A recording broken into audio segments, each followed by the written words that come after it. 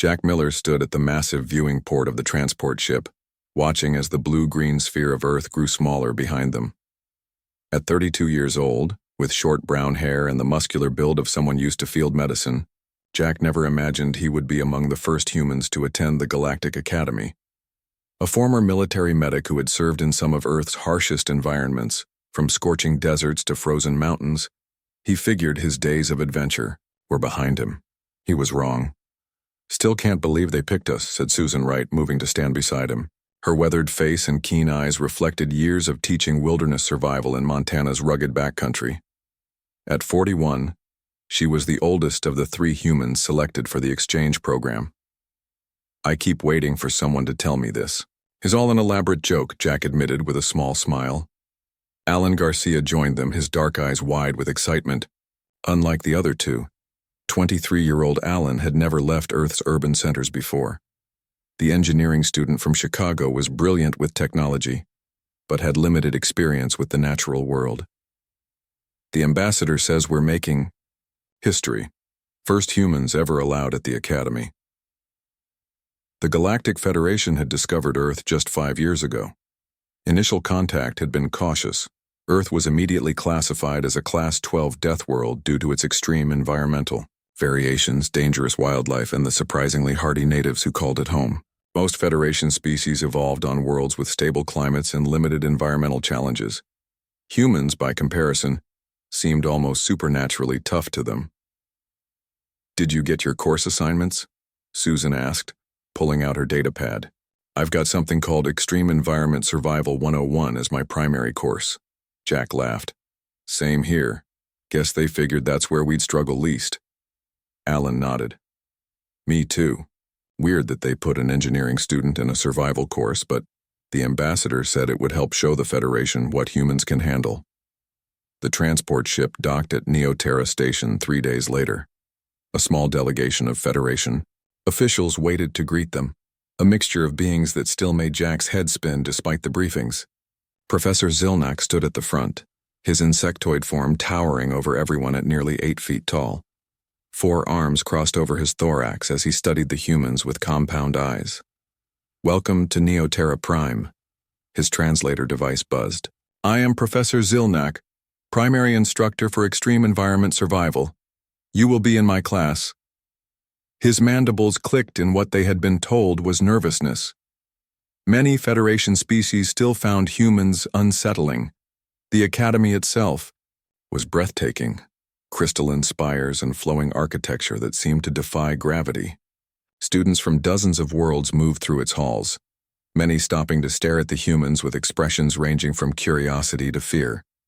"Your quarters have been specially modified to accommodate your unique requirements," Professor Zilnak explained as they walked. "The environmental controls can handle the wide temperature variations you need for comfort." Susan glanced at Jack with raised eyebrows. The room was kept at a pleasant 70 degrees Fahrenheit, hardly what she would call wide variations. The next morning, the humans reported to their first class. The lecture hall contained 20 students from various worlds, all watching the humans enter with wide eyes and nervous movements. Professor Zilnak began the session with a grave tone. "Extreme Environment Survival 101 is considered the most challenging course at the Academy. Historically, only 30% of students pass." He activated a holographic display. "Today we discuss survival techniques for environments with temperature fluctuations of 5 degrees. Jack coughed to hide a laugh. On Earth, temperature could swing 30 degrees in a single day. Susan raised her hand. "Professor, to clarify, is that 5 degrees Celsius or Fahrenheit?" The entire class gasped. One gelatinous student near the front actually shuddered so hard it split into 2 smaller blobs before hastily reforming. Professor Zilnak's mandibles clicked rapidly. 5 degrees Celsius would be a catastrophic variation. We are discussing realistic survival scenarios, not theoretical. "Death zones," Alan whispered to Jack. "I think we might be in the wrong class." "This sounds like How to Survive a Mild Spring Day 101, the professor continued, displaying images of what looked to Jack like perfectly pleasant outdoor settings. "These environments require specialized gear." He showed diagrams of complex environmental suits. Without proper protection, exposure symptoms include minor discomfort and possibly having to adjust one's clothing layers. A student with blue scales and large eyes raised a trembling limb. "Professor, are we really expected to survive such conditions? My species experiences cellular damage at temperature shifts greater than 2 degrees. The tests are controlled and medical staff will be present," Professor Zilnak assured the class. "No student will be subjected to the full 5-degree variation without proper training." The humans exchanged looks of growing amusement and disbelief. Jack had survived desert deployments where temperatures dropped 50 degrees at night. Susan regularly taught survival courses in Montana winters. Even Alan, the least experienced, had endured Chicago's notorious weather shifts. During the lunch break, they sat together in the academy's dining hall, drawing curious stares from other students. "We might have accidentally signed up for the galaxy's easiest course," Susan said, trying not to laugh. "Or the hardest course for everyone else," Jack pointed out. "Remember, most of these species evolved on worlds with nearly constant conditions." Alan tapped his datapad. "I've been reading about the other students, that blue-scaled one. Their homeworld has maintained the same temperature to within 3 degrees for the past million years." A hesitant voice interrupted them. "Excuse me, humans." A slender being with iridescent skin stood nearby, hands clutched tightly together. "I am Nalari, your classmate. Is it true what they say? That on Earth water sometimes falls from the sky?" "You mean rain?" Susan asked gently. Nalari shuddered. "Such a casual name for atmospheric liquid bombardment? How do you survive it?" Jack smiled. "Mostly by ignoring it. Sometimes we bring umbrellas." "Remarkable," Nalari whispered, eyes wide with what could only be described as awe. "And the temperature variations in your dormant cycle, 10 degrees? How do you prevent organ failure?" "We use blankets," Alan said. "Sometimes thicker ones, sometimes thinner ones." Nalari stepped back. "Your adaptability is frightening, yet fascinating." With a respectful bow, the alien hurried away. As they watched Nalari leave, Susan turned to her fellow humans with a growing smile. "I think our reputation might precede us a bit too much. They're treating us like we're invincible." "This could get interesting," Jack said, finishing his lunch, "especially when we get to the practical exams." Little did they know just how right he was, or how their casual approach to what the rest of the galaxy considered extreme conditions would soon make them legends throughout the academy. 1 week after their first class, the humans gathered outside the academy's main biodome facility for their first practical exam. The massive glass and metal structure gleamed in the gentle light of Neoterra's twin suns. Other students were already there, nervously checking and rechecking their environmental protection gear. "Remember," Professor Zilnak addressed the class, his insectoid form casting a long shadow, "this simulated environment has been designed to test your survival capabilities under harsh conditions. You will need to construct shelter, locate water sources, and survive for 12 hours." Jack, Susan, and Alan stood in their regular academy uniforms, simple gray jumpsuits with the earth patch on the shoulder. They carried only the standard equipment bags provided to all students. Professor Zilnak approached them, mandibles clicking rapidly. "Humans, where is your environmental protection gear? The biodome will simulate temperature variations between 68 and 75 degrees Fahrenheit, with humidity fluctuations of up to 5%. Alan glanced at the others. "Professor, we didn't think we needed special gear for those conditions." "Not need." The professor's translator struggled to keep up with his agitated clicking. "This is the most extreme environment many of these students have ever faced. Are you attempting to display bravery, or is this simply recklessness?" Susan smiled gently. "On Earth, we call this nice spring weather." "We'll be fine, Professor." The insectoid stared at them for a long moment. "Very well. It is your choice. Medical emergency teams are standing by." He turned back to address the entire class. "You may now enter the biodome. Your 12-hour survival test begins immediately." The massive doors slid open, revealing a landscape that made the humans pause in surprise. It was beautiful. Rolling hills with scattered trees, a small stream and grass-like ground cover. The air was fresh and pleasant, with a slight breeze. To the humans, it looked like a perfectly maintained park on a lovely day.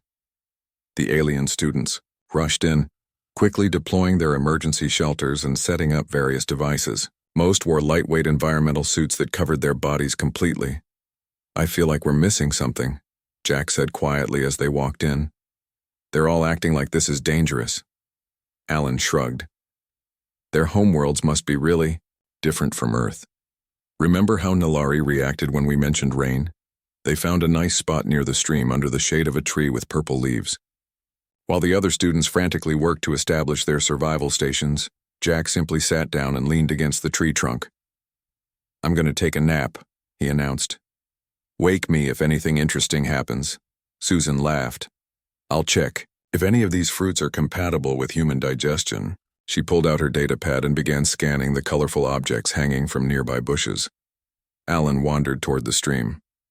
"I think I'll design a hammock. Not because we need it, but it might be comfortable." 2 hours into the test, a small group of alien students cautiously approached. Their leader, a tall being with silvery skin that seemed to flow like mercury, spoke through a translator. "Humans," we observed. "You have not constructed shelter. Our weather monitors indicate a precipitation. Event may begin soon. Would you like assistance?" Susan looked up from where she was sorting fruit. "You mean rain? That would be nice, actually. It's been a bit warm." The aliens exchanged glances. "But the water, falling from above, is perfectly natural and generally harmless," Susan explained. "On Earth, we often have rain much heavier than anything this biodome could simulate." The aliens retreated, whispering among themselves. Alan returned with long, flexible branches and began weaving them together. "They're right about the rain," he said. "The atmospheric controls are changing. Should be a light shower in about 20 minutes." When the dangerous rain began, barely more than a drizzle by Earth standards, chaos erupted throughout the biodome. Alien students rushed to their shelters, sealing themselves inside and activating various protection systems. 3 emergency alerts sounded as students called for extraction, unable to handle the stress. Meanwhile, Jack woke up, stretched, and simply moved under the tree's thicker branches where the drops barely penetrated. Susan stood in the open, face tilted up, enjoying the gentle moisture. Alan completed his hammock and hung it between 2 trees, then set up a simple rain collection system using large leaves and his water container. "Might as well get some fresh drinking water," he explained. By hour 6, the situation had grown even more surreal. The temperature had risen to the maximum 75 degrees, causing several alien students to activate cooling systems in their environmental suits. One gelatinous being had partially melted and needed emergency assistance. Professor Zilnak entered the biodome to check on his students. He found the humans sitting together, sharing the fruit Susan had determined were safe and telling stories. Jack had built a small fire, not for warmth but simply for the comfortable ambiance. "You built a fire?" the professor asked, mandibles twitching in disbelief. "In these temperatures?" "It's nice to look at," Jack explained, "and it would keep predators away if there were any." Predators. The word seemed to physically shock the professor. "This is a controlled environment. There are no predators." Alan laughed. "On Earth, we always assume there might be predators. It's just good practice." The professor's compound eyes studied them intently. "You humans are adapting to these harsh conditions with surprising ease." Susan smiled kindly. "Professor, I teach people to survive in Montana winters. That means temperatures 50 degrees below what we have here, snow several feet deep, and actual predators, like bears and wolves." The professor's translator fell silent for several moments. Finally, it buzzed back to life. "I must reconsider my understanding of your species." By the end of the 12-hour test, the situation had become something of a spectacle. Other academy professors had come to observe the humans through the biodome's viewing ports. 7 alien students had called for emergency extraction. 2 had fainted from stress, and 1 had formally declared the simulation cruel and unusual punishment. When the doors finally opened, Jack, Susan, and Alan walked out refreshed and relaxed. They carried their few belongings and the remaining fruit Susan had collected. Professor Zilnak met them at the exit, datapad in hand. "I have evaluated your performance. You have all received perfect scores." He paused, mandibles moving slowly. "Though I admit the evaluation criteria seem inadequate for your species." Jack smiled. "Thank you, Professor. It was a very pleasant experience." "Pleasant," the professor repeated as if testing a foreign word. "Yes, I suppose for Deathworlders like yourselves it would be." As they walked back toward their quarters, they noticed other students watching them with new expressions. Not just fear now, but something closer to awe. "I think we've made an impression," Susan said quietly. "An impression?" Alan laughed. "We just took a nice nap in the park while everyone else had a panic attack. I'd say we've become legends." None of them realized yet just how true those words would prove to be. News about the humans' performance in the biodome spread quickly through the academy. Within days, Jack, Susan, and Alan could hardly walk down a hallway without drawing stares and whispers. Some students gave them a wide berth, while others approached with nervous curiosity, asking questions about Earth and human physiology. A small crowd had gathered outside the academy's fitness center to watch Kevin Ramirez, a new human student who had arrived a week after the others. Kevin was 28, with a stocky build and easy smile. He had been a park ranger in California before being selected for the exchange program. "Is it true?" asked a jellyfish-like student floating in a gravity assist harness. "That you can run in continuous motion for more than 10 minutes? Kevin looked confused. 10 minutes? I usually run for an hour each morning." The crowd gasped. Professor Zilnak, who happened to be passing by, stopped to listen. "You must demonstrate this ability," the professor said. "The endurance course record is 9 minutes and 12 seconds. Kevin shrugged. "Sure, I'll give it a try." The fitness center's main track was a quarter-mile loop with varying terrain. Kevin stretched briefly while a crowd gathered around the observation area. He hadn't realized this was going to be a major event. "Begin whenever you are ready," Professor Zilnak announced. "The record attempt will be officially observed." Kevin started at an easy pace, not realizing this was supposed to be an endurance test rather than a regular jog. By his 5th lap, murmurs spread through the crowd.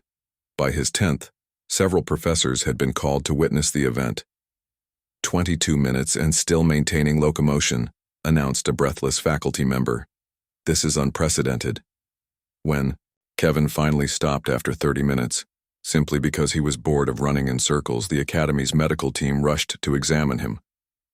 "Your core temperature is elevated. Your skin is producing liquid," one medic exclaimed. "You mean sweat?" Kevin laughed. "That's normal for humans during exercise." The next day, Olivia Young caused a similar stir in her biochemistry class. Olivia was 25, with dark curly hair and a background in agricultural science. During a lab experiment, she picked up a beaker containing a dilute acid solution with her bare hand. After checking the concentration, her lab partner, a gelatinous being named Blurp from Proxima 4, immediately triggered the emergency shower.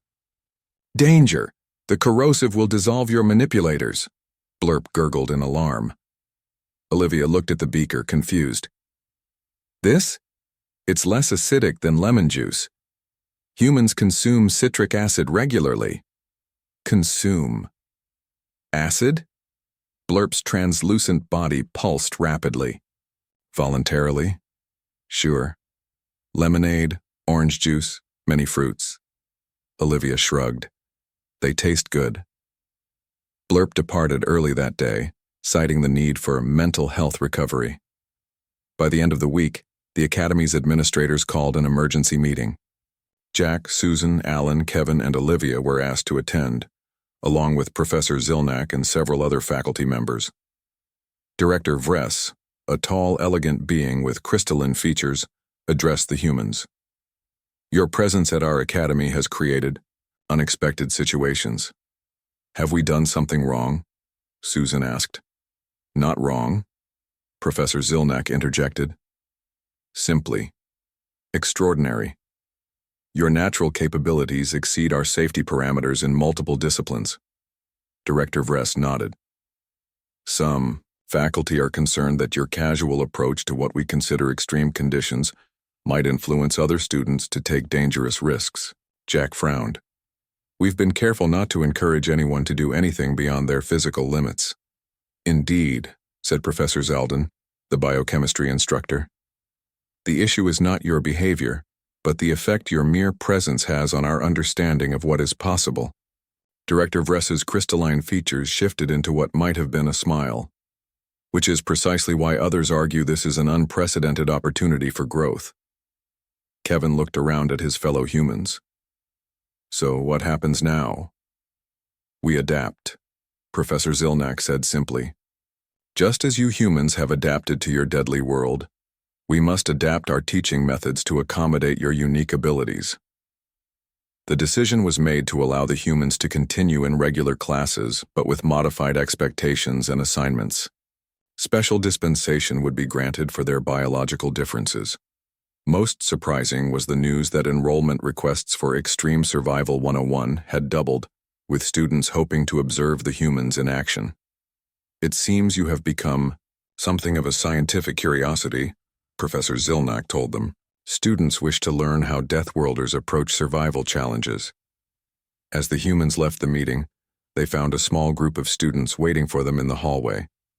Nilari, the iridescent student who had asked about rain, stepped forward. We have a request, Nilari said. Many of us have formed a study group to learn more about Earth survival techniques. Would you be willing to share your knowledge? Susan smiled warmly. We'd be happy to. The impromptu class gathered in a common area. 20 students from various species sat in a circle around the humans. What should we discuss first? Jack asked. Temperature adaptation. Several voices called out simultaneously. Alan laughed. Well, humans use an amazing technology called layers. When it's cold, we put on more clothes. When it's warm, we take some off. The students diligently took notes as if this were revolutionary information. What about dangerous fauna? Asked a small, furry being. Earth has predatory creatures, yes? Many, Kevin confirmed. Bears, wolves, mountain lions, sharks in our oceans. How do you defend yourselves? The furry student's eyes widened. Mostly by being aware of our surroundings and avoiding them, Kevin explained. But humans can also use tools, run surprisingly long distances, or fight if necessary. Fight? Against predators? The very idea seemed to shock the audience. Olivia decided to change the subject before they terrified the poor students. Earth has incredible diversity, from deserts to rainforests, frozen tundra to tropical islands. Humans have found ways to live in all these environments. The questions continued for hours.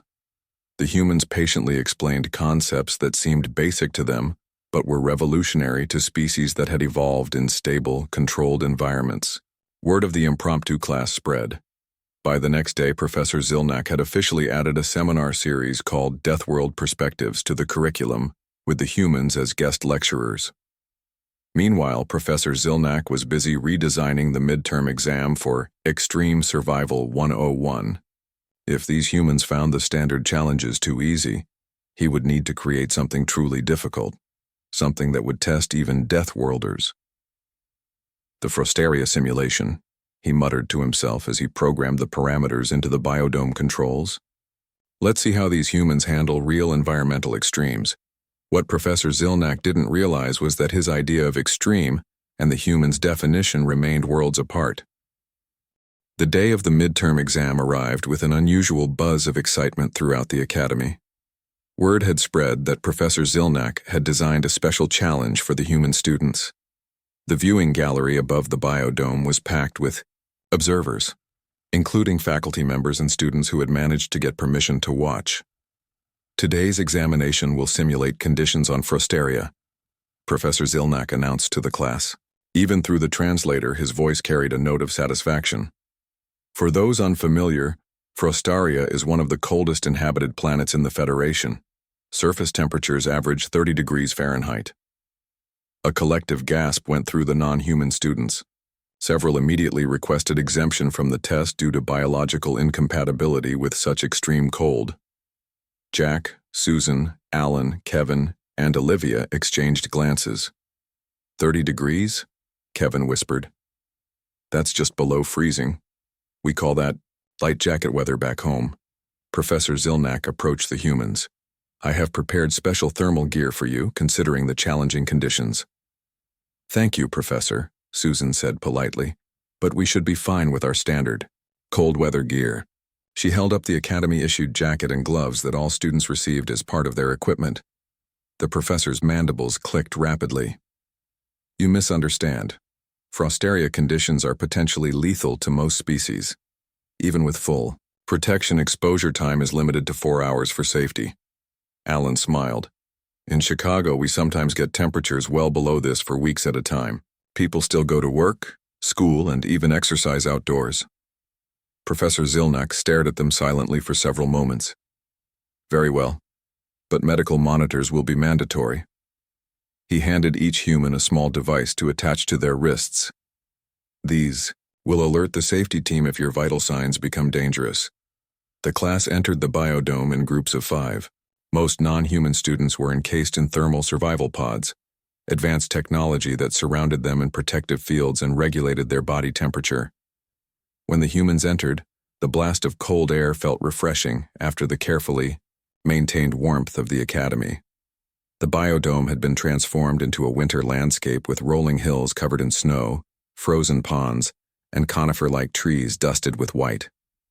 This is beautiful, Olivia said, her breath visible and small. Horizon reminds me of winter back home. Jack looked around with a grin. Anyone want to build a snow fort? The other humans laughed and immediately began gathering snow. Soon they had constructed a surprisingly sophisticated structure with walls, a domed roof, and even simple furniture made of packed snow inside. From their protective pods, the alien students watched in disbelief. Their assignment was to establish shelter and survive for 8 hours, double the standard exposure time for Frosteria simulations. Most had deployed emergency beacons that would hibernate them safely until extraction. Susan showed the others how to make snow angels, lying on her back and sweeping her arms and legs through the powdery snow. The aliens observing from the viewing gallery above were visibly shocked to see a being voluntarily lying in frozen water. They think we're insane. Kevin laughed as he completed his snow angel. They think we're indestructible, Alan corrected, which is even more dangerous. After completing their snow fort, the humans decided to entertain themselves with a snowball fight. Susan carefully explained the rules to make sure it would be gentle enough not to truly frighten their classmates. The purpose is fun, not harm, she emphasized. We use loosely packed snow, aim for the body, not the face, and never throw hard enough to hurt. Even with these precautions, the alien students watching from their pods were horrified to see the humans voluntarily throwing frozen projectiles at each other. Professor Zilnak, monitoring from the control room, frantically researched Earth weather patterns on his datapad. His compound eyes widened as he discovered that the humans were actually understating Earth's temperature extremes. Parts of their planet regularly reached temperatures far colder than the current simulation, and humans not only survived but thrived in such environments. As evening approached in the simulation, the temperatures dropped further. Alan demonstrated how to build a proper campfire, and the humans gathered around it. This is more for comfort than necessity, he explained to the nearest pod-protected alien student. But fire is one of humanity's oldest survival tools. Jack pulled out a small package from his supply kit. I brought some dehydrated hot chocolate. Anyone want some? As the humans sat around the fire sharing warm drinks and stories, they began to describe winter on Earth to their fascinated classmates. In Montana, Susan said, we sometimes get blizzards that drop 3 feet of snow overnight. Temperatures can drop to -40 degrees. -40? Squeaked a translator from inside the nearest pod. That cannot be survivable. With proper gear, it's manageable, Susan assured them. Though not particularly comfortable, Kevin described skiing and snowboarding. concepts that seemed utterly foreign to species that considered snow to be an immediately lethal threat. "You intentionally slide down mountains covered in frozen water?" asked one incredulous student.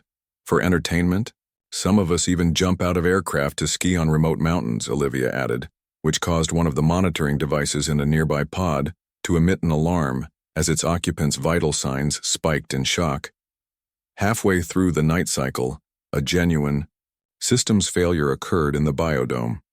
The temperature control malfunctioned, causing the temperature to drop to 10 degrees Fahrenheit, well below the planned parameters. Emergency protocols activated automatically. Warning lights flashed, and extraction pods began deploying for the alien students. But before the pods could reach all students, the humans were already moving. "Everyone stay calm," Jack called out, his military training taking over. "We can handle this." The humans quickly gathered their alien classmates whose pods hadn't yet arrived. They showed them how to layer clothing, helped them move closer to the fire, and taught them simple exercises to increase circulation. "Keep moving your limbs," Susan instructed a trembling lizard-like student. "Motion generates heat." By the time, the maintenance team restored proper temperature controls an hour later. The humans had successfully prevented any serious harm to their classmates. The alien students looked at their human rescuers with new respect and considerable awe. Professor Zilnak entered the biodome personally to assess the situation. He found the humans calmly helping the maintenance team distribute thermal blankets to the other students. "You protected them," he said, his translator struggling to convey his complex emotions. Jack shrugged. "Of course. That's what you do in a survival situation. You help each other." When morning arrived and the exam officially ended, the story of how the humans had saved their classmates during a catastrophic cold snap had already spread throughout the academy. The humans emerged from the biodome to find a crowd waiting. For them, Director Vress herself was present. "The board has called an emergency session," she announced. "Your actions today require reconsideration of many of our assumptions." Professor Zilnak's mandibles clicked softly as he watched his human students. His attempt to challenge them had instead revealed something even more remarkable about these strange Deathworlders. Not just their physical resilience, but their instinct to protect others despite danger to themselves. The implications were profound. Perhaps there was more to learn from Earth's deadly environment than he had ever imagined. The Academy Board meeting chamber was rarely used for emergency sessions. The grand room with its high ceilings and circular arrangement of seats had been designed for formal occasions, yet today it buzzed with urgent conversations. Representatives from each faculty department sat in their designated areas, many speaking in hushed tones, while occasionally glancing at the 5 humans seated in the center. Director Vress called the meeting to order, her crystalline features catching the light as she moved. "We are here to discuss the unprecedented situation regarding our Earth exchange students and the implications of their performance." Professor Zilnak stood to address the board. "As primary instructor for Extreme Survival 101, I must acknowledge that our curriculum is fundamentally inadequate for students from Class 12 Deathworlds." His mandibles clicked softly. "What we consider survival challenges, they consider mild inconveniences." A professor from the biology department raised a slender tentacle. "The question before us is whether these humans should be placed in a separate, specialized program, better suited to their unusual physiology." Jack leaned forward. "If I may speak?"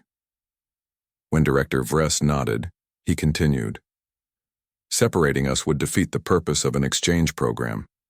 We came here to learn from you, and hopefully you can learn something from us as well." Susan added, "On Earth, we value diversity of experience and adaptation. Different doesn't need to mean separate." The discussion went back and forth for nearly an hour. Some argued that the humans represented a disruption to established teaching methods. Others saw tremendous value in learning from species that evolved on a world that would be considered uninhabitable by galactic standards. Professor Zilnak surprised everyone with his recommendation.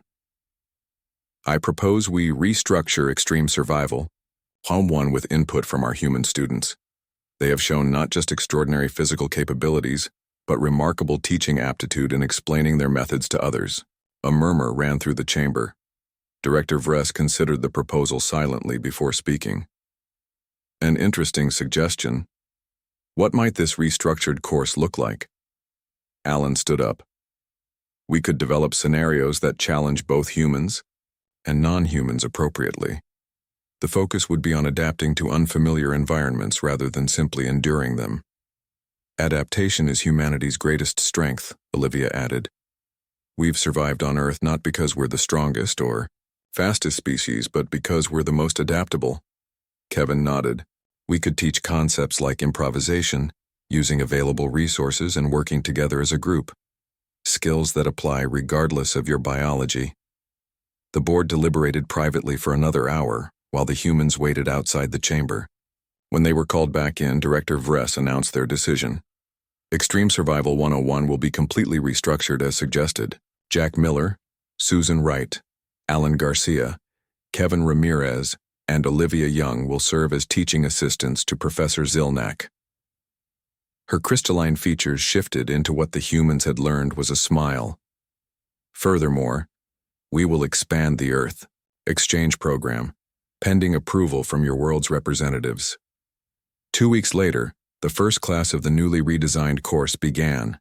The biodome had been set up with Earth normal conditions, moderate temperature, normal gravity, and standard atmospheric pressure, but this time, the humans were guiding their alien classmates through the environment. Today we learn to adapt rather than simply endure, Professor Zilnak announced.